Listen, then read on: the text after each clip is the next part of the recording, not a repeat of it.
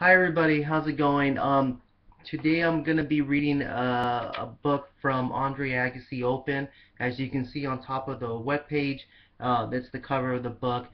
Just to give you an insight who Andre Agassi was. He was one of the top tennis players back in my days when I was in high school. He was actually one of my favorite athletes, and he came out with this book which has such an amazing stuff. What I'm going to read to you is excerpts of his book, and he's going to talk about how tennis players think. Okay, so bear with me, and I'll tell you exactly what I think about what he's written. Okay, he says, oh, he writ right. Excuse me. Tennis is a sport in which you talk to yourself. No athletes talk to themselves like tennis players. Pitchers, golfers, they talk to themselves just a little bit, but tennis players always talk to themselves. And you guess what? They also answer.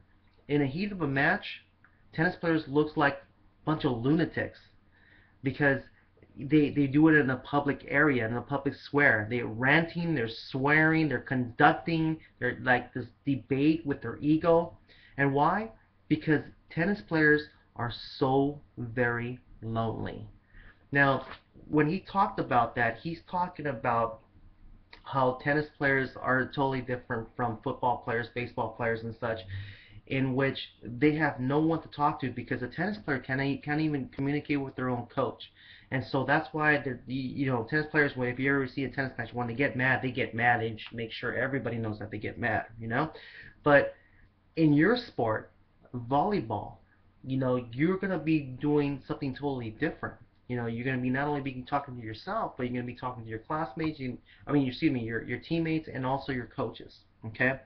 But the reason why I'm reading this text out loud to you is because you have to discover a little bit more about your sport and how you communicate with others. Now, the reason why I read this and how I personally feel that everything he's saying is correct because I myself am a tennis player, and he is completely right as far as tennis players talk to themselves. Okay, I relate this book to another book called The Catcher in the Rye, in which the main character who's always being bullied, he's always talking to himself. In fact, the whole entire book he talks to himself.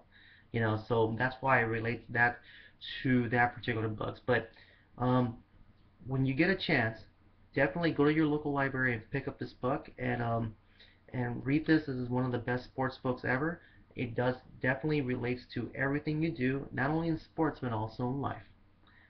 Thank you, and I'll be signing off.